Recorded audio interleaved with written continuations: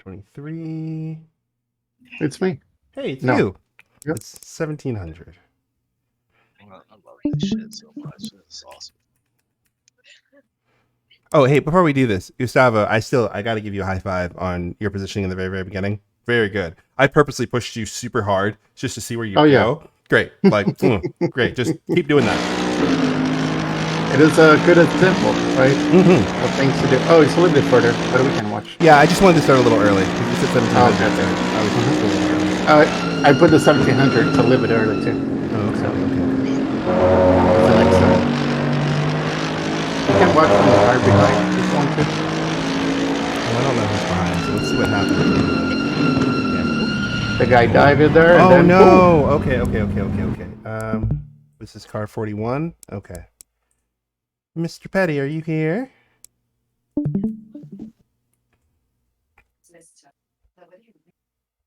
Tis not. Tis not. I am sad. Okay. Well, let's look at car 41 and let's talk about Gustavo.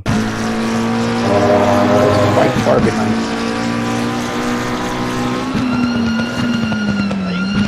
Ooh. Okay. Question for the class. You can tell me what happened. Late breaking. Way too optimistic. Mm-hmm. Both those things. Eyes were not forward, possibly. It's a twofer, maybe Seeing a this- threefer. Man, I'm so proud of this group. Do we have two different positions battling, for example? That's also another point. Yep. So you've got 3 cars battling ahead. So that's going to tell you one thing.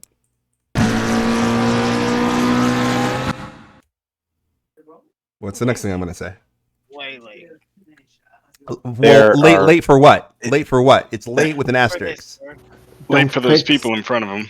Yes. Late for the people in front. It's not late if you were alone, but when other cars are in front of you, they are moving more slowly than you are moving when you start braking. So you have to brake even earlier so that you don't run up the back of them, because he's doing 206 kilometers an hour. Gustavo's doing 164. So there's already 50 kilometers difference in the closing speed. That's like a billion miles an hour. Okay. Bonus question. What else did happen? Don't Still tried to fix. turn in. Say again? You still tried to turn in. Yes. And why is that bad? Cars are already making it to them. Yeah. You should have gone straight. Yeah. All right. So in this case, once we realize we've outbraked ourselves, which we're hoping is probably around here, because there's just no way you're going to make the turn with all those cars in front of you. Like, you want to go right and just miss all that nonsense, right? Instead of continuing to make the turn, because even if you did, what are you going to do with it? Offline, cars in front of you. You're not going to do anything. It's an expensive pass. Yeah, it's an expensive. Exactly, it's an expensive pass. Exactly. I want my passes to be cheap. Yep. McLaren parts aren't cheap. Mm-hmm. Very good. All right, let's go to the next one. Larry, give me another one. Oh, momentario. Lie. 4200. Same car. Same car. Okay. 200. Where are you, Gustavo? By the way, my entry speed for that drive-through, that was the problem. Yeah, because when I hit the button, I decelerated. Gustavo, where are you? Even though I got the first gear, yeah. Why am I not looking at you? Right there. Yeah, I know, but why when I click on him, I can't get to him? See? Clicky, click. That's weird. Right, no, I You realize can go that. to Larry's car then. Yeah, I guess. That's weird. That's real weird. Yeah, where are you? Yeah. So here you are, and then I just want to see why it doesn't let you do it right. You miss a whole lap. Like, see here? For some reason, your lap 17, you don't exist in my replay. What? That's weird.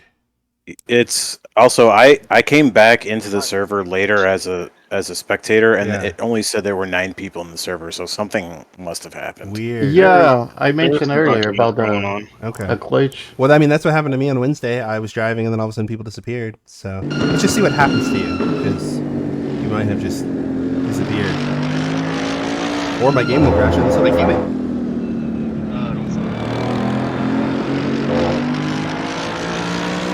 I'm scared.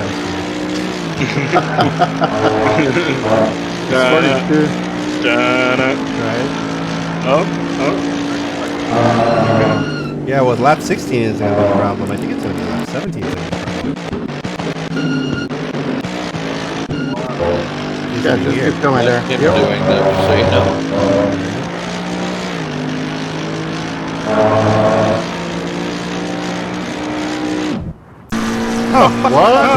Come on. This incident was so bad that Kunos did not want to have it visible.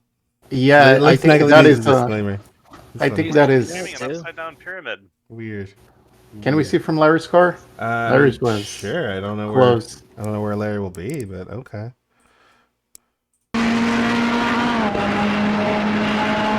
He like insta-fitted. Yeah. Somewhere my We game. found third sector. We can move forward a little bit. Yep. Right there. A little bit forward. Yep.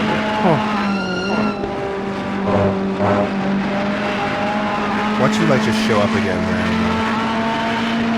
He was behind me, catching me rapidly at one point. Yeah, I can see that here. It's like this is where you That's are. so weird. That's you right there. Can we see on the next lap? Is that turn over there? I just made it out of the hairpin. Yeah. Now the position that he's talking about is into the Magus Beckus complex. You gotta be back now. Yeah. All right. So probably a different timestamp anyway. But Yeah, probably. super weird. I didn't switch tires in the pit stop, so I was struggling just a little bit with the tires. Okay. Thing. Oh, you both didn't take tires. I was so afraid of spinning. I had so many close calls. Did you run more TC? Yes, I was running more TC, more brake bias. I was just in brake bias, trying to help with that. Same. A little bit further, you can move. That's enough. Yep. But it's still, it's one lap short. It's the next lap. Then is that a specific turn, but on the next lap? Oh, okay. I'm sorry for the. No, it's not your fault. Not your fault. You don't exist for a lap, and you get in here.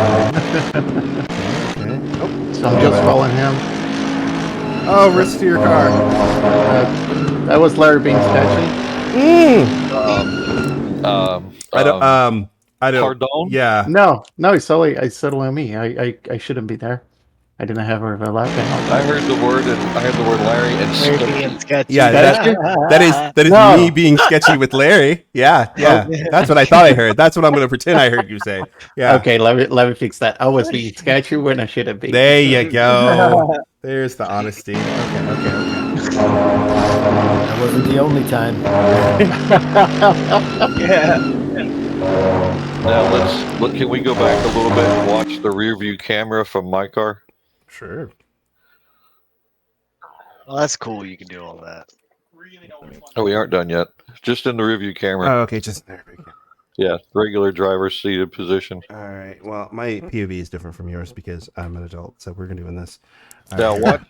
watch the headlights on the rear view camera. Oh, here. yeah. As soon as he went left, I thought, you can't stick that big fucking thing there. No. Yeah. Well, that's exactly what I thought with Michael Quant the other day, but he still tried. Yeah. Nice block, Larry. The other thing is while he was trying to go left, I thought, I can't see his headlights, so I gently turned in, and I felt bump, and the car wiggled, and I was like, yeah, you stuck it there. That was not where you were supposed to be. Yeah. So I think one thing we want to talk about just as a group here is plan of attack versus reactionary attack. Right. Oh yeah. So Gustavo, did you have a plan for this? Were you planning this, or was this just Not specifically right there. I was planning to get him at the end of the maggots and I always forget The whole name. sequence, eh? Yeah, Yeah. after that. Yeah. But he got a pretty bad T1, so that's why I got so close with him. And then when I saw the gap, I thought, maybe, but it wasn't a maybe. So that's why I back out. If it was a couple of races ago, I would definitely have spun over there him. Yeah, right. Because, because I was an asshole. Mm-hmm. But now I kind of back it up and I waited. This is not the time. There's Well, another opportunity. You still bumped him. Exactly. Well, Yes, no, but I break and like as he soon as checks I saw up once he water- realizes it. Yeah. Yeah. The thing No, is, I got that because I got the same bump on on the hairpin. The thing is that it's really all about the timing, right? So if you're passing a car, let's say in the early third down here, let's say you were getting a run down here, sure, I could see that, because by the time you get to the turn, you'll have had enough overlap that Larry has to justify, right? But as we start to get a little closer, it's kind of like, oh well, that's not gonna happen. Very bad calculation. Yes. And normally you'll see it, like early on here. It'll be like, and you'll be alongside him before you finish the rumble strips, and it'll be like, aha, we have some time. But if you feel like you're like, I think I can slip it in here, Maggots and Beckett's is not the place to do that. So it's too fast. The risk is too high. Right? Can I also make a statement that I already showed him last night how to do this sector better? And what does he do?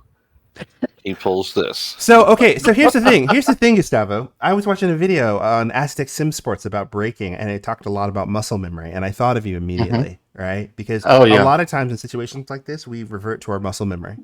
And so, like, whatever we normally do is what we reference in situations like this. Because there's no time to think about, like, I wonder if this was the right thing. You just immediately index. And so it's It's so funny that you mentioned that, because as soon as he started struggling with a lot less grip during the race, I went totally back to what I was doing before with Larry explaining and all the laps and what I did on qualifying. Well, because it's mentally comfortable, even though it doesn't make logical sense. Right? Everyone's brain works that way. This is uncomfortable and I'm scared. So I'm going to go back to the thing that I know before, even if it's worse, because at least I can recognize it. And it takes a little bit of getting out, like, away from that to not revert back to, like, for me, it's been getting off the gas, right? I still get on the throttle too early. And so even in these low grip conditions, I had to remember to get off the throttle and let the car turn. Even though the lap time is going to be crappy, it's relatively crappy, not ultimately crappy. Right? I'm still moving faster than almost everybody else, so it doesn't really matter that we're in the 2 minutes. But I need to not think of the lap time when I'm making the car turn and be like, did I hit the apex? Do I have good traction? Is the gap to the car that's behind me the same? If all those things are yes, I did it as well as possible. So fuck it. Just go. So yeah. Yep. Cool.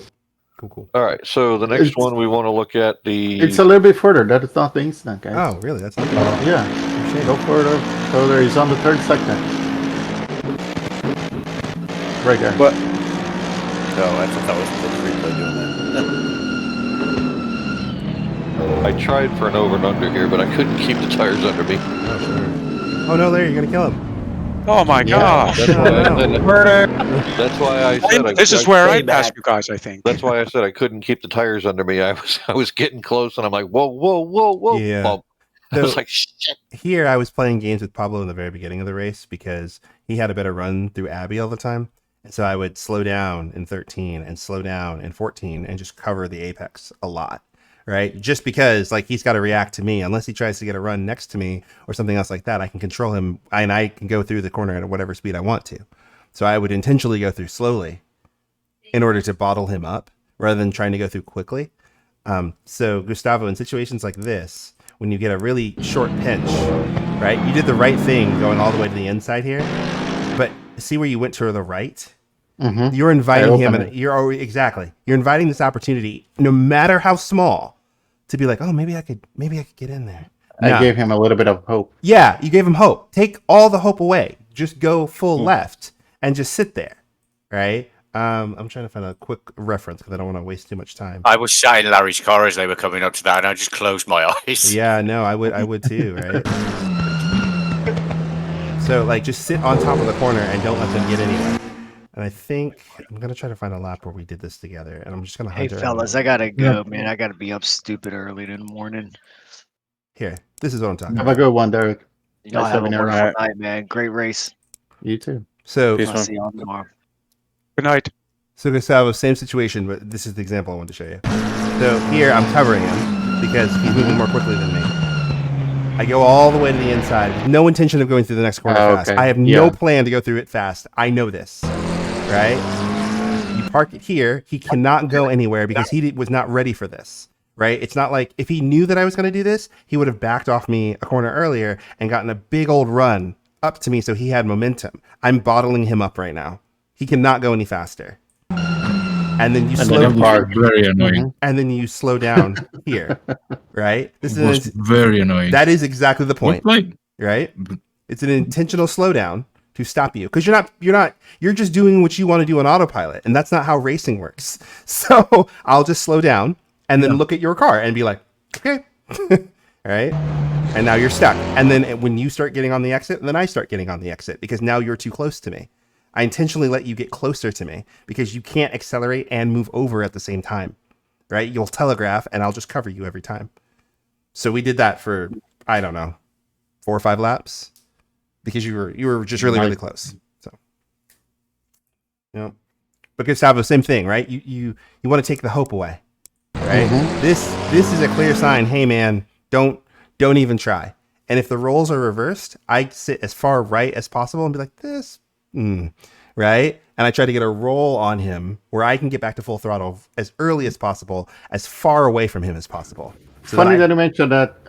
And the opposite, could he be better positioned a little bit more towards the right and try to undercut you? I wouldn't try to undercut me, but I would try to get momentum, because you're not trying to pass me here. You're trying to pass me here in this section where there's a long full throttle section. Mm-hmm. If we are together going through 14, I control everything that happens to you. And we're in the same car. We'll accelerate the same way. Can we see the next case? I believe it's very connected to this, Larry. What was the timestamp on that?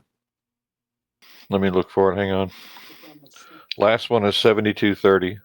Thank you. I think it's very complementary to that, because I kind of influenced him to be bad position. So it was the last lap. Okay. Pretty much the last section. So we'll just go to last sector. Sector, yes. Yeah, okay, yeah. Because I know your time temps are a little different than mine. There we go.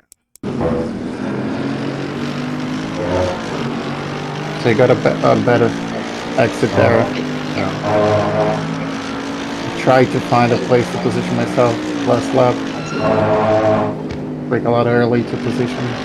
Yeah. Not to make a mistake.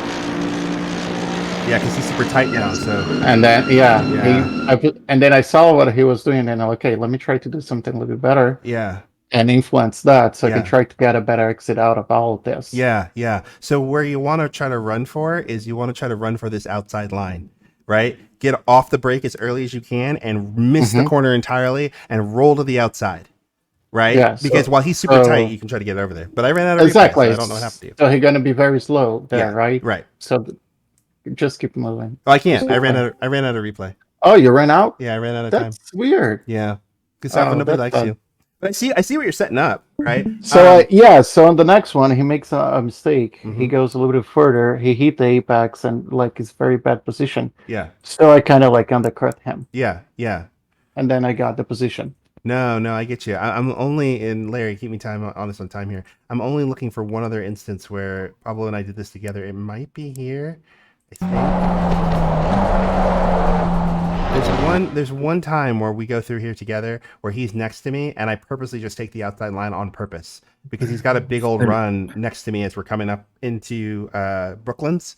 And so I'm not going to try to make that apex. I'm just going to go to the outside. 33.50. Oh, is it 33.50? Okay.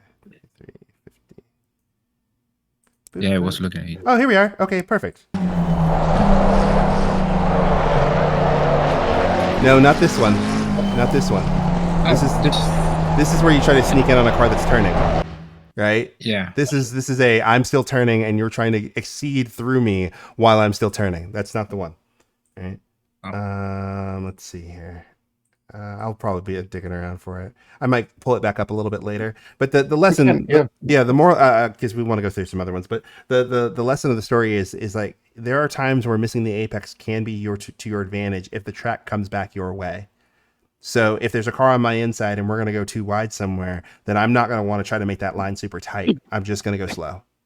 So give him room, miss the corner, immediately go to the next corner, slow down.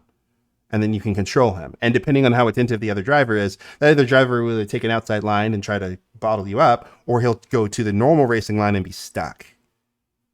And then you can control the corner again when you pick up speed. So you kind of play chess. Yeah, you're playing chess. Yeah, you're playing chess. Exactly. You have to, I can't do that with everybody, right? So I can do it with Fuentes because I trust him. And I've watched his driving and I watched him react to me. And we've gone several laps together where he stayed within a certain time distance from me. So I know that he's aware enough that he will react appropriately, right? Some guys you can't do that to. Some guys you start to be clever and they just drive right into your door. And so you have to know who it is. Like, because some folks you just have to be like, bad dog, no. Park it on the apex and then just drive away as fast as possible. All right. So. All right. Larry, give me another one. First corner debacle. Okay. Joseph wanted to see it. Okay. Unfortunately, he had to leave, but I'd like to see what the hell happened too. We'll send him I back. would. I would look at what happened with car 7. Okay. All right. I choked Sorry, on my, is this mine? That's not first corner. You didn't even get to the first corner. I'll get to it in just a minute there, Peter. No, it's because I'd rather you do the second one. Okay. Aspirational first corner. we were almost there. I choked on my tea. He said that his game got stuck for a second at the beginning. Huh. Oh wow. Yeah. Oh boy. Oh my god. Oh. Well. So close. Okay. That's pretty bad. Yeah. Yeah. Is he here? Is Marcelo here? No, he left. Oh, okay. Well, I think the thing we need to talk about is just over optimistic everything, right? This. Right? Let's go from the top. The guy creeping right, is that the guy that he said he had a glitch? Yeah. What But he happens doesn't to look his like- steering wheel? Does it No, look like that- he just like whips right, or? I moved right like a tire width and a half, I think. Yeah, because I didn't expect that to come up behind me. I wasn't even. Yeah. I should have been paying more attention for sure, because he got one hell of a good start, and I got stuck behind Thompson, I think it was. And No, you were behind me. Yeah. okay. Yeah. So this part here is we need to do more starts, right? Because if two cars are going side by side and you were accelerating towards them, how are you going to fit? We're all about to turn. Why are we going 3 wide? Like if the car here was more to the right or something where there's a big open lane, sure, okay, yeah. But there is less than a car's with a space here, a car a little bit, right? And these cars are going to be moving laterally. It's just not very wise. No matter what happens, right? The cars up here stop early. There's an incident up here, you die. You mistime it, you die. There's a lot of there should be 99 red balloons flashing saying, hey man, I don't want to start here. We haven't even gotten into the race yet. Trying to park a Cadillac in a doghouse. guy on the right? Who's the guy on the right? Let's see. Car. It's Eric. It's Mr. Menz. Here. Oh. Yeah, that's me. Yeah. Okay. Oh. Car 6. Yeah. I mean, Devin is not completely wrong, but I also kind of disagree a little bit because this is what you will see in higher tier racing. Like if you know your car is faster on a straight line, you're gonna go for that gap. But if you can't fit, then why die? But I don't think the fitting is the problem because I think the contact is with the car 6 on the right initially, right? Yeah, it is. Yeah, it's with that one. No, it's not. He hits Eric. No, it's Guys, he hits Eric into David, and then this crash happens. Yeah. It goes against that question. Is it worth it?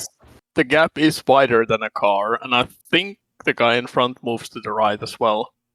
I did. But, right. So This is rookies. We're not at that level. Yes. People have different POVs. People are using different VR, Deep breath. one Yes. screen, Deep triple breath, screen. deep breath, deep This breath, is deep two breath, different deep breath, deep levels. Deep breath. No, I honestly, I'll take responsibility for that because I kind of saw him coming, and I thought if I could get the squeeze, he'd back out.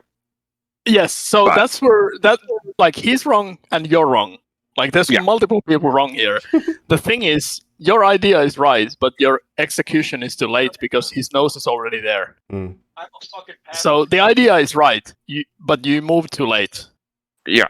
And the race start, and this is why he's also wrong. The race start is very much a negotiation of where everybody has space. Because everybody's super close to each other. So everybody wants to be aggressive, but also everybody needs to think like, well, yeah, I want that spot, but I also can't kill someone or I can't die because that sucks. Yeah. Well, it's sensibly aggressive, right? Like the best you're going to make up here is 7th if every single thing goes your way. Everything goes your way. And the odds of all of those things happening here with frankly, the caliber of the drivers you're racing with is not high. So to David's point, maybe a little more calmly, you have to kind of be mindful of the levels of the guys around you too, and say, are the drivers around me good enough to take the risk with me? Right? Because if you're good enough to take the risk, but other people aren't, it only takes one to ruin everyone else's day. Right? So I don't know. If it was me, especially in a rookie race, I wouldn't be going there. I would just make the turn, man. How would this be ruled? As a racing incident? I mean, I haven't seen the replay, but I mean, there's multiple options. Like either nobody gets a penalty, or maybe both of them get a penalty, or I would say both of them share some blame for this because the move by the car in front is way too late. Like overlap already exists, but also the car behind is very opportunistic in this, and like technically on the start, you're mostly looking forward.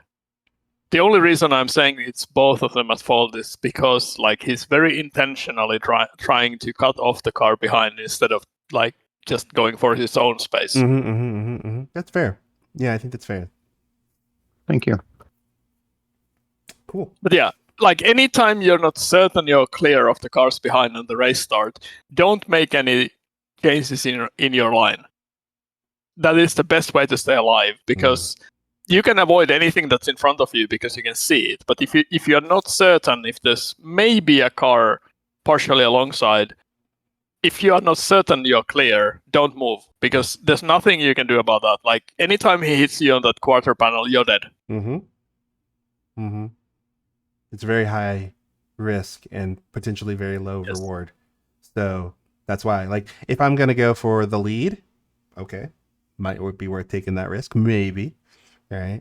But any other time, it's not going to say 1 next to it. If it's not 100% a sure goal, I mean, I have a whole race. Like, there's plenty of opportunities that are now gone. Well, the only problem with that is that sometimes it depends. Like, if you know your car is crap on everything else except the race start. But I mean, this car isn't, so. Right. Yep. Alrighty, next. We have 6450 on the timestamp, car 21 and car 14. And what Ilpa was describing is exactly my mistake. What was the timestamp again? I'm sorry. 6450. I'm gonna go. I think I gave you the same incident, Larry. Later on, you'll see it.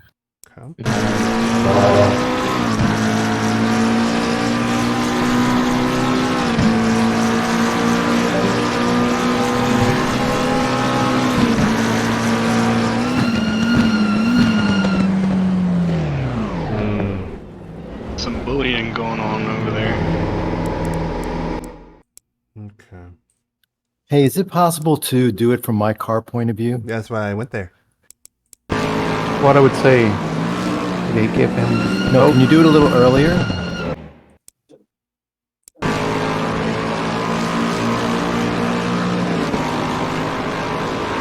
Because that's what it felt like to me. The other, you know, I thought I was holding a straight line. I think I dove you here, no question about it. Yeah. On the straight, you probably both were going straight. The problem is you were not going the same straight. Like, yes, I see what you're saying. neither of you was steering Right, anywhere. we weren't parallel lines. Yes. Right. We were converging lines. The first contact is very much nothing. Right. Like, that stuff just happens. The second one is a little bit silly because, like, you already hit each other, so could you, like... But we both think we're going straight, so... Yes, and you probably that's why we don't correct. It's just that you're not parallel because... We're converging to a point. Yes. Exactly. I get it. I see that now. Yeah. Because when I looked at it from my point of view, I thought I was straight. And then when you just showed his point of view, it looked like he was straight. Well, so that straight. Accounts. Yes, it accounts perfectly for it. I understand now. Yep.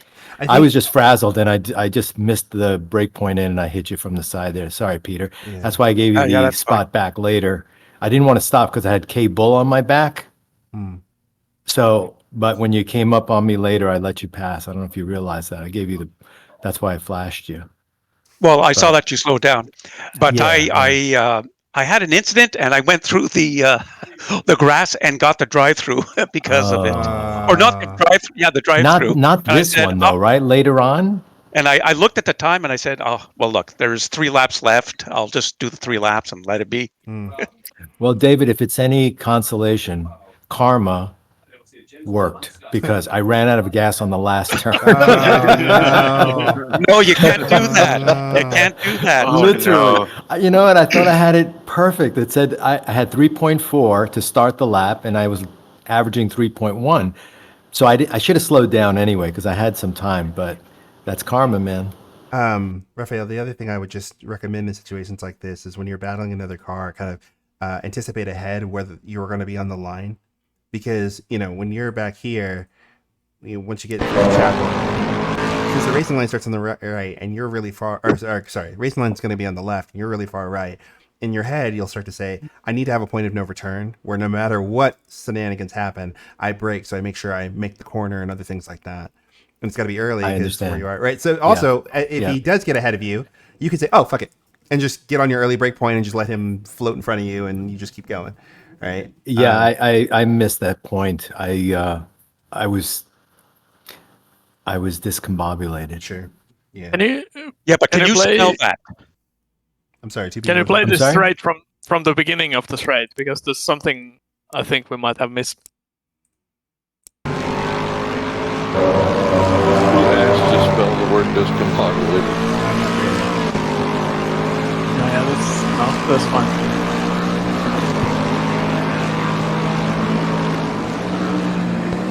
Now, what are you looking for? No, I was just wondering, like, whether the line choices were correct, but they kind of are. So. I see. Yeah. I wondered where you went to, Raphael, because we were racing, and I thought you were going to come back at me at some point, and then you disappeared. So I guess that was it. That was it. Yeah. We had a good battle, though. David, that's correct, sir. Yeah. Yep. Yeah, you got a good run there. Hey, Larry. Yes. Your turn. Let's see. Gotta go back a second. Hang on. Actually, yeah, be judicious. We have one. We have one for 5:30 left, and he said something about it looks like Peter cut the corner after a spin at turn 3. I don't know exactly if you're going to be able to find this or not because your replay I don't stopped. know what that means, and I don't know. Is this at the end of the race? Is it right here? When you got your drive-through tip penalty, did you know you had one? Pardon? Did you know that you had a drive-through penalty? No, I knew after I went to the grass. Yeah. He didn't have his lights on. It's at the very end. Okay, yeah, because you had a drive-through and then you didn't, so I was just trying to figure out where it's. Oh, there it is. Okay, so where did you? Oh, it must be right there. I think he said it started in turn 3 and he cut 4 and 5. No, 3 laps before Davin, so it was probably right there. Okay. I mean, the display of the drive-through is very delayed in the replay, so he got it from the first sequence of corners, like maggot spigots. Oh, I see. Yeah. I see. Yeah, exactly. Oh, I see. Yeah. Yeah, it was through that sequence. Yeah, herring too much. Oh my god. Yeah. And his headlights came back on. You're lucky you didn't get a bigger penalty for that. Oh, I did. Yeah. Like you can get the stop and go 30 for cutting, stop and go 10. You can even get the disqualified for cutting. No, Like that's true. The disqualification was because I saw the time was left. Because you didn't serve it. 3 laps. What I'm saying is you can get an instant DQ for cutting a corner if you cut hard enough. Well, can we see it again? I mean, if you just want to tease him about it, sure. That's fine. mean, there's not much technically to say. Like, we missed the corner and then You got back in the gas. go through the grass. Like, I just, there's not much words of wisdom here except for make the turn, please. Like, Also, also, if you cut a different corner on this track, you can miss a lap if you cut the wrong corner because you're gonna miss the sector line. And if you miss the sector line, the game is like, well, you didn't do all the track. Too bad. You go lap down. Oh wow, really? Don't ask me how I know, because I think it was a 12-hour race where my teammate spun, and his spin was in such a way that he went off track right before the sector line and missed the sector line. Boo. I believe he was discombobulated. Boo. Let's see. I saw his DT show up, and I looked at the lap delta that was between the two of us, and I kept looking at the point where he would come out of 17, and I'm like, pit, because I knew for 19 seconds I'd be able to catch him, and all of a sudden he was like, bloop, into the pit lane, and I'm like, no, you didn't fucking serve it. That's funny. Did you even know you had it, Peter? The drive-through? Yeah. Yes. Oh, yes. But like I said, there was 3.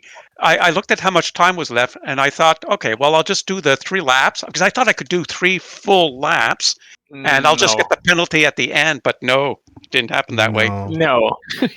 Also, on most tracks, if you do the DT perfectly, you lose a little bit less time than the time penalty at the end. The difference is very small. But usually the time penalty is slightly worse than actually doing the DT. And same with stop and go 30s and everything. Usually the conversion time penalty is like 2 to 3 seconds worse. I'll keep that in mind. Yes, always. Also, do not try to serve the DT on the last lap, because the DT is served when you exit the pit lane. Oh, and you never did. Yeah, if you go into the pit lane on the last lap, you're not going to exit the pit lane before the race ends for you. So don't do that. These are absolutely pro tips, by the way. Thank you. Yeah. And it's funny because this was probably some of my best sequences, the Maggots and Beckett's sequences.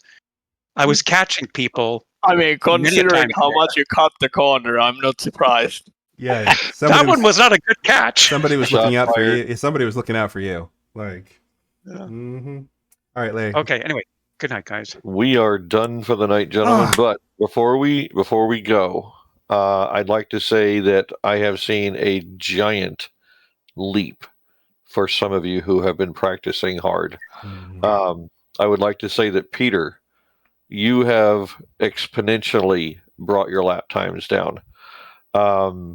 Matei has been doing a whole lot better. Even Daniel, with the little bit of help that I gave him late last night, he was giving me a run that I could not get away from. He was really pulling some good lap times and staying very stable in the car. Gustavo, you were running lap times that were absolutely ridiculous, even though we had bad, semi-bad conditions as far as track. And all of you have been doing very well. I am very, very proud to know that you guys are doing much better. Well, come on, guys. I finished. Yeah, thanks to the coaches, and I finished the race. Come on. I should celebrate. Absolutely. No, thanks, coaches. I'll take a door ding just to let you finish the goddamn race, Gustavo. Yeah, Gustavo, I was chatting with you when you pitted on lap 5, and I was there thinking, he's not giving up. No, he's not giving up. Yeah. Honestly, Gustavo, you were helpful for me because I ended up just running in your gap when you were there. So when we were figuring out the pit strat, I found you, and I was like, "Oh, sweet, someone fast that I won't catch." Yes, hooray, hooray! Look, Gustavo, you stayed behind Raphael and me for ages. So I thought you were going to let me finish in front of you, but I made too many mistakes. I was so. Oh yes, you definitely would have finished ahead of me if you didn't have had that mistake at the end. It was really hard, guys. You two were like in a good pace. I couldn't get the pace. You're running the same times as I did, Martin. You're doing. I was thinking of letting you through to torture him. So no, because I knew you were going to be faster than me, and you were slowing me down.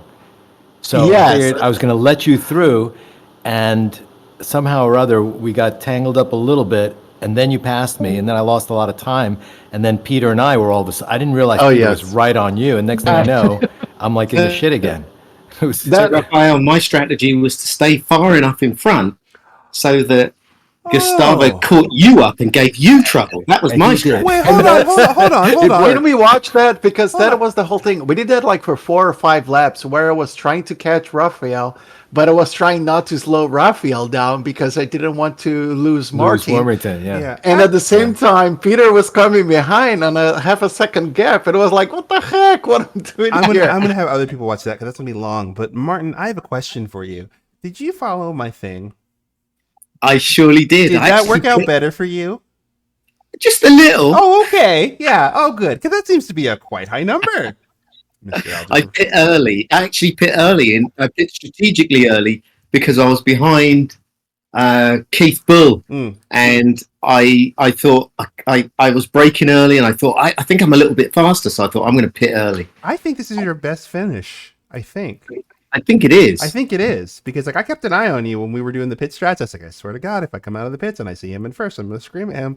And then you would already pit. I'm like, yes, he's going to do well. Yes, he'll at least be in the top 10 on this math. That's good. So good. It was a brilliant race. I mean, I had some really tough races, but racing Raphael, we were literally neck and neck for so long. Sure. Yeah, it was, and no incidents. Good. Now you Churchilled me. Let me ask you guys something. No, it was a good move. He used Churchill beautifully to get her. He passed me on that. He was a good move. Yeah, I thought following him would get me trapped behind him, and I thought, well, I'm there, so I'm just going to follow him, and it worked. Yeah. So amazingly. Gustavo, you had a question. Yeah, so pitting early is always better. No, not always. You want to pit where you're losing the least amount of time, right? So, like for example, for me in these races, I'm only pitting when I catch the largest group of like slow traffic, because I'm going to waste more time waiting for you and slowing for you and waiting for you to let me by and all this other nonsense. That it's not worth staying out to pit, right? So there's two things you want to consider: your overall finishing time and track position. Mm-hmm. It's not in some scenarios track position is the king. Like in my last Jodger Community League race, I got spun in T1 on lap 3, so I was literally in second to last position. So I immediately pitted, and I had terrible tires for the whole race, obviously, because everybody else pitted halfway through the race, mandatory tire change. I finished P3, which is exactly the pace I had based on quali times. Mm-hmm. That's how I make the jumps most of the time if I get because undercuts, like if you are behind slower cars, undercut is insanely powerful, and especially on a track like Hungaroring where you cannot overtake, like literally cannot. If someone is defending, it's super powerful, but also it puts you in a place where you will not be attacking anyone. You will be defending the whole race. Yeah. What I ended up doing in this race, is because I had 2 cars that were running similar pace to me, I waited for my pace to kind of slow down, and then on the corner before I pit, I had bad wheel spin. So it's like I already lost 4 tenths right there. That's 4 tenths that he's got in pocket if we keep going. So I'm going to go and pit in now. Plus, I knew that Pablo had already touched me, so if I had a little bit of damage, he probably had a little bit of damage, and I was going to make a bet that he wasn't going to turn his damage off. So I had a feeling I had about another second in hand there. So I pit right away and just cashed in. And then I came out 3 seconds ahead of everybody because half of that was the damage he probably didn't turn off, and the other half was the traffic he got stuck into when he just kept on driving. Because I keep my eye on the minimap as we go. And if pass a car and there's a lot of open track, I stay out. If I'm going to just pass a car and then immediately catch another car or several sets of cars, most of the time I'll come in, depending on where we are on the run. So Davin, when you're planning it out, obviously you're doing this on the fly, looking at the minimap. So what's your strategy for the fuel then? Do you start basically half and half, or do you have like Yeah, that's a good question. So I typically go half plus 5, so that I've got 2 laps, a lap or 2 to make a choice if I want to run long. Right, because sometimes like everybody's running the same pace, we're all together, and I might want to try to run a little bit longer or something like that. But I want to have at least some fuel in hand to work with, so that I'm not forced to stop because I just don't have any gas. Gotcha. I mean, I do the same thing on my overall strategy. I normally just throw in 5 at the end. So whatever I calculate, I add 5 because 5 is at least a lap and some change. And I'm never going to go over calculate 2 laps more. Like, no. Almost certainly the higher up you are in the order, like the higher up you think you will be in the order, the longer you want to run before you pit. Because the worst you can do is pit early and then be stuck behind a backmarker who's technically on the same lap. So it's 50-50 whether they will let you by or not. Right. Because they are not required, like they are not blue flagged, so they don't have to do. Like even if you are attacking, they don't have to yield. They can block you as much as they want to, as long as they are within the rules. Yep. So usually, if you are leading the race, you want to have enough fuel for at least like 2 or 3 extra laps. Yeah, past the midpoint. That's why I was aggressive in this car here when I came out of the pits, because I pitted in the lead and I came out and I really wanted to have open track position because I had a couple seconds in hand, and I caught a car immediately right when he came out. I said, I have no time to sit here behind you because you will burn away all the time that I have gained through all the other things that we, worked ourselves into. My investments being burned away. So I was really aggressive with him going into Valent Club, because I was like, I don't have time for this. Like we're literally wasting time together if I stay behind you. So I got it done and left because he still had to pit. So I was like, no, move. Right? Because I'm not thinking about this position. I'm thinking about the 3.5 seconds, give or take, that I've got in hand over the guys that are going to stop. And anything I'm doing between now and then is just burning away that time. So I need to move quickly, be decisive, get going, right? So that I can use that time effectively. Because when I came around and we came out of the pits, by the time we finished the pit cycle, I was around 3.6. Right? And that's the math I did early on before the stop, plus being really aggressive in the in laps. In the interim laps in the middle, so that I had that time in pocket. I almost doubled my distance on the way out. So that's what you want to keep in mind as you're going, right? It's not going to always be perfect, and there's a lot of things I can't control. But if I can give myself some change in my pocket, it's so much harder to get it from me off track, right?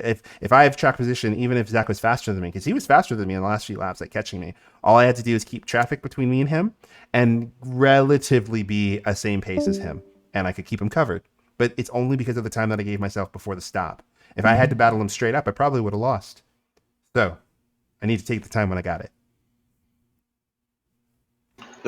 He could have undercut when you and Fuentes were battling because. Yeah, but if he does it too early, there's a risk there, right? Because what if I stay out a really long time and then open up a big gap that all he does is close up to me? So you got to be careful about that. Well, I mean, if he's really genuinely faster and he undercuts you from behind, he should be in front of you after both have pitted, no matter what. He should be. But yeah, you have to consider the external factors are the problem, like traffic, weather, everything else. That's why I put a link to a slide deck I made for another community about pit stops, and it covers some of these things. But generally speaking, you want to kind of think that you are going to do the optimal strategy, the one that gives the best lap time in a vacuum, and then just add enough margins that you can adjust a little bit, like stay out a couple of extra laps. You can always pit early. There's nothing stops you ever from pitting early. If the situation is like my race, got spun on lap 3, I can pit instantly. There's nothing stopping me from doing that. I mean, the tires will last easily 50 minutes, no problem. So, yeah, I think on a Tuesday race, an undercut would definitely work because the pace of the cars around you are generally similar. So you're going to have a lot of open traffic alone. Rookies is kind of a weird place because some of the cars you encounter all of a sudden very slow or unaware or other things. And so you can find yourself losing boatloads of time just suddenly. And so sometimes when I'm planning whether I'm going to make a pit or not, I kind of see which cars I'm around or what cars I might be put out with, because there are certain cars that I'm like, oh God, it doesn't matter how fast I'm going. I'm going to lose a dump truck of time when I catch that person, and it's going to undermine what I did. So, it's kind of... Yeah, so that goes to the point that you should know how long your pit, you should know how long the whole pit stop is going to take, not just how long you're going to be stationary in the pit box, but how many seconds is the pit lane? Mm-hmm. We have a pinned message somewhere that has the data, you should know that, because that's very useful information. You can look at your minimap. You know the lap time is about 2 minutes. If you know you're gonna be in the pit lane for 1 minute, that's about half a lap. Yep. It's not very hard to kind of look at the map and go like, I'm gonna be right by that guy. That's no good. Mm-hmm. It also helps when you're stuck in the beginning of the race, and like, at least in my way, the way I think about it is that, like, yeah, I want to be right on top of this person, but I actually just need to be in their window. And depending on how their race is going, if I'm within the window, if I can keep my race more optimal and they have problems, it'll work out better for me. So frequently, like, you guys have probably seen me in races where I let certain cars go by, or like there's a big battle up front and I let a guy slip in front of me so they're all tangling together. That's strategic, because I want those 3 cars to be tangling and throwing away a lot of lap time, because I'm not catching them and they're all together. So they're on a suboptimal pace while they're trying to fight for track position, and I'm just tiddling around back there. It might only give me a second or so overall cycle time, but it's a second I don't have to make up fighting them directly. So they'll come back to me when we go to the pit stops, and I'll jump them in the pits as long as nothing disrupts us. And so keeping those things in mind can be extremely helpful when you're trying to make a strategic call, because I don't need to pass you doing all the work myself.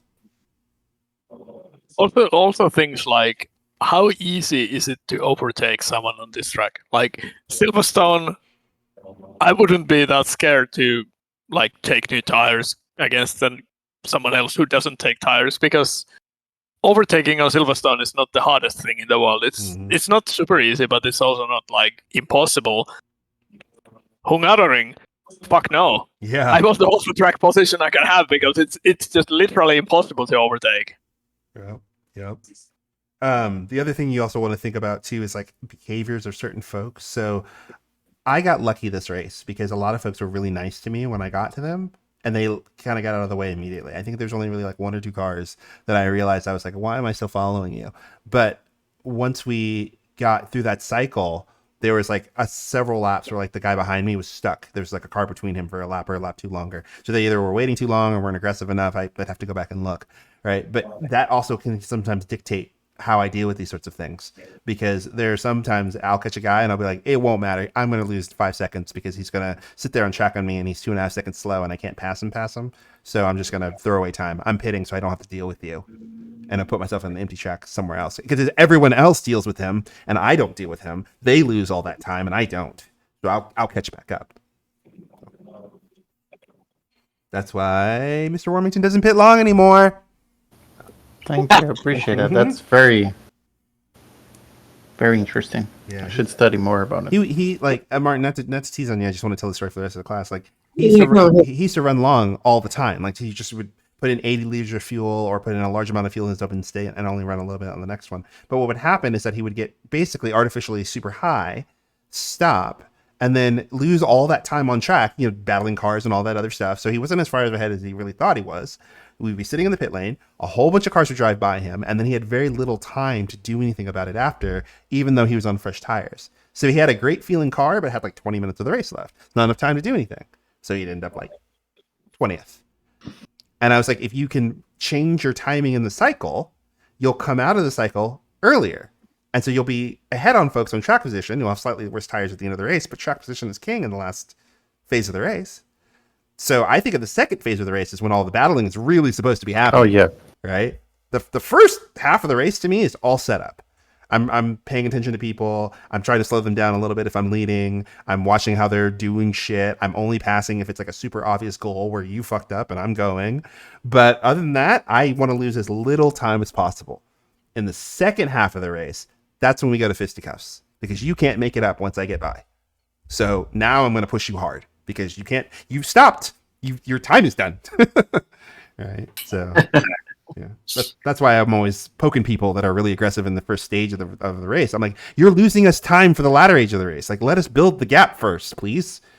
But Oh, please don't talk about that. I had a very miserable experience yesterday. So the Mustang is absolutely stupid at pole record. Like it's like 10 kph faster than other cars on the straight. Wow. I had a Porsche in front, and I was in the Aston, and I was definitely faster than the Porsche by like half a second per lap. But I couldn't attack because there was a Mustang 2 seconds behind, and if he ever got closer than about 7 or 8 tenths, he would overtake both of us. Like nothing we can do. So I was just sitting there and like, can we go faster? Yeah. Please go faster. Please go I'd faster. rather- See, it was like, I'd rather lose to you than both of us lose to the Mustang. Yeah. Yeah. There's a video I'll post in the Ricky chat about that, where like if you're too aggressive fighting the car in front, then the car behind just rolls up on you and then he gets a 2-for-1. So there are lots of times where like if I can't catch the guys in front, I'm hoping those two in front are battling each other and not working together. If they're working together, I'm screwed. But if they're fighting each other for position, oh, that's great. Right? So sometimes it's worth it to like if someone's super aggressive that I know is likely going to be fighting me a lot, I would rather them go fight them early in the race. Like, please, sir, please take out the guy in 4th. Don't worry about me in 5th. Don't worry about that. And as they're fighting over each other, then when all the math works out, you end up ahead. It's nice. Alrighty, folks. Well, good race today. Good job. No, good stuff. Oh, Really good stuff. proud of you. Have you got time for one more? I got time for one more. 27-25, car 14. Okay, 27-25. Wait, what happened? Yeah, I don't know what you did. You just got called out. I don't know what's happening. Wait, yeah, No, I got to get back in the game here. Yeah, right. No, basically, yeah. So it's Raphael. I'm only doing it from Raphael's viewpoint because it's me and Peter David racing, and he got me round village, and I've run it about 5 times, and he did a great move. I'm right at the front in the McLaren. Yeah. Peter, good use of track space. Yes. Yes. Yes. Peter. Yes. Yeah, don't work this next bit. Oh. We didn't make contact. I'm pretty certain you did. I'm pretty certain you did. Yeah, right here. Right here. Now, Martin, you're kind of facing away from the corner. Yeah, am I not moving there, or is that? I think I moved over, but I thought I got hit from the back. Well, you kind of did, but it's also kind of partly your own fault. Yeah, I think I moved to the right, didn't I? No, I mean,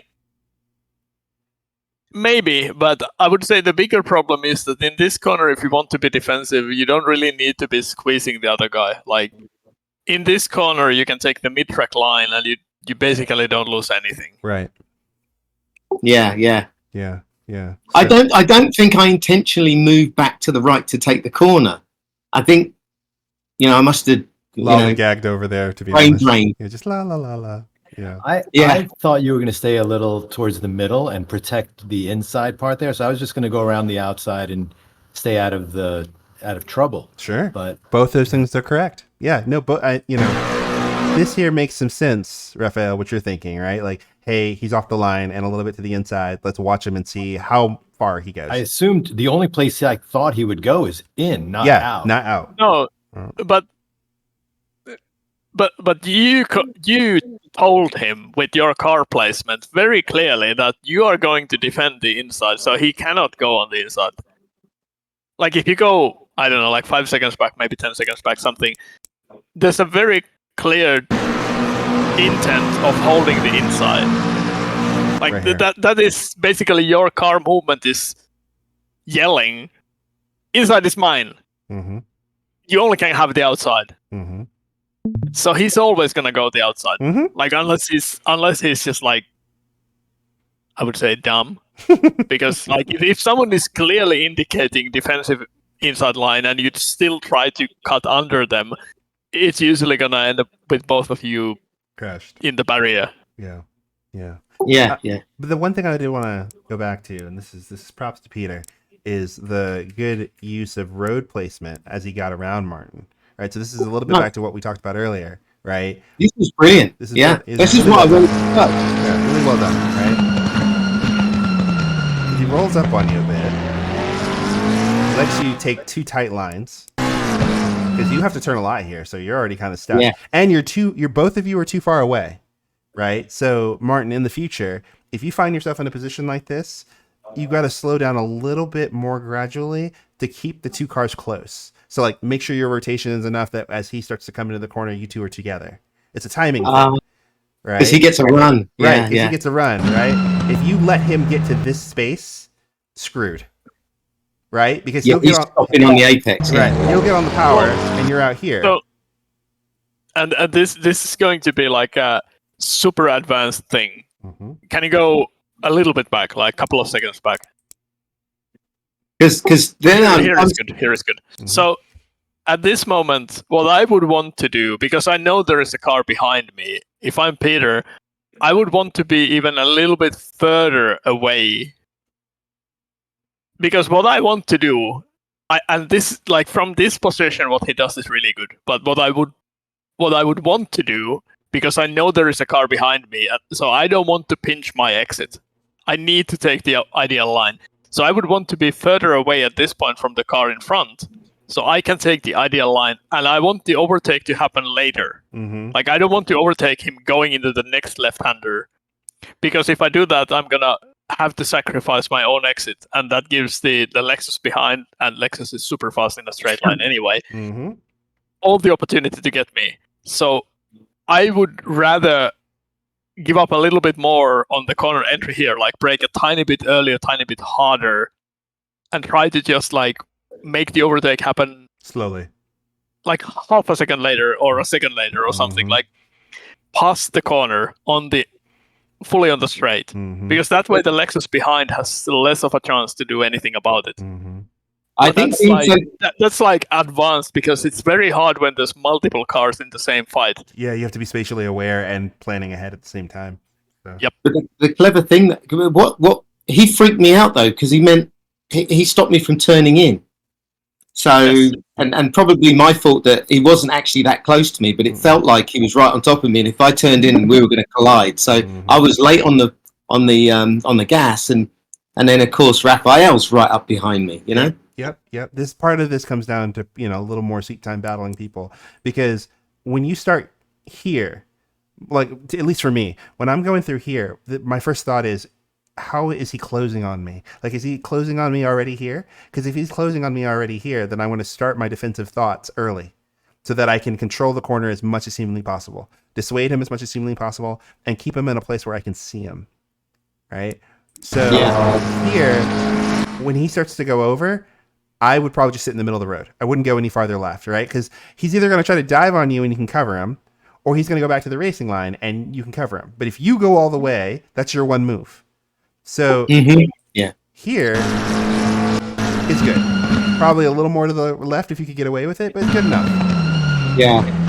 I would also say the defense on the front was probably unnecessary, because like there is enough of a distance that you can't dive from that far away. But that's again like you have to race quite a lot to learn what is actually close. Yeah. Like, what is the distance where someone can actually dive from reasonably? And the driver you're working with, because like I'll tell you what, 50% of the time people will see me take the racing line because there's so much space, and they'll send this just ridiculous dive down the inside of me. We will crash if I turn. And so I sit in the middle of the road just to stop them from doing that, because I know they don't know how far away their car is, so I have to stop them before they do something crazy. Right? Other folks, I'm like, oh well, it's Pablo or someone. I know he knows how to drive, so I'm just gonna take the line and he'll just follow me. It's like no big deal. So good here. It's here that you want to be aware, like, he's kind of far away from me. That's a problem, right? Because he's got space, and space equals options. And ironically, you want to take his options away, which means they need to be close together. And so because you can't drive away from the corner, the only thing you can do is kind of slow down this rotation. Make sure you kind of are gradually getting around the corner. Make sure you only wait to get on the power to go in a straight line when he's facing you. And then you stop him from being able to complete that arc. If you're able to do that, it bottles him up and then makes... Like, if I was Raphael, I'm like, I'm having you both. Yes, I'm right? Because at the very minimum, at least Peter's handicapped. That's one car, and maybe you're screwed too because you're slow. But I'm at least going to try to get this car. So, All right. So I guess, so the next corner, I could have been like 2 meters over to the right and open up the corner a bit, I guess, as well. Well, I would say for the next corner, I would say that your defense was like if you had just kind of stayed here, that's enough, right? You don't want to, in my opinion, you don't want to give Raphael enough space that he can get up alongside you fully, because the left field goes back to the right. So if Raphael is being really clever, he's like, hey, I'm going to break deep, get off the brakes, and then immediately go to the bottom of left field and just try to beat you to the turn in. Right? As long as I can get some overlap where you can't really squeeze me, I think I can manipulate you so that you're on the outside, and then I'll do something. So I don't want to give him that, I don't want to give him that thought. So I'm going to keep him squeezed over enough that it's like you can't even start that maneuver. All right. I wouldn't probably worry too much in this corner. The inside line is generally better. Like, even if you give up the entry a little bit, the inside line is just so much better in this corner that I wouldn't be super worried about the overlap. What I would want to do is make certain I have the inside. Like, make the defense so clear, which you did pretty well. Like, you could have been a little bit more decisive on it and then move back a little bit. Like, once the attacking car goes back to the racing line, you can move back a little bit. You just need to give him, like, enough space for one car, right? Yeah. I don't think I realized he was that close. So no, but I think all of you had the right idea, right? Because if I was in Raphael's space, that's what I would do. I would be as intimidating as I could and keep you offline as much as possible, right? Even if it mattered to just close up on you between Brooklands and left field just to see if you would flinch, because some people do, right? Like you go through Brooklands and you just accelerate towards them a little bit, and then they just don't turn in. Right? They could. But that happened earlier in the race. Yeah, they just don't. And I do that to people all the time. Like we'll go through the corner, I'll just go, oh, and then they'll be like, oh, and then they just miss the corner entirely. And I'm like, you could have turned, man, but you didn't. So can you go back to the stadium, because I kind of have an interesting thing to note there. Sure. So one weird thing about corner sequences, like what's happening here, is that for the defending car in very tight corners, it's actually better if the attacking car is super close. Mm-hmm. Because when they are super close, they cannot get a run because your car is in the way. Mm-hmm. You decide when the acceleration begins.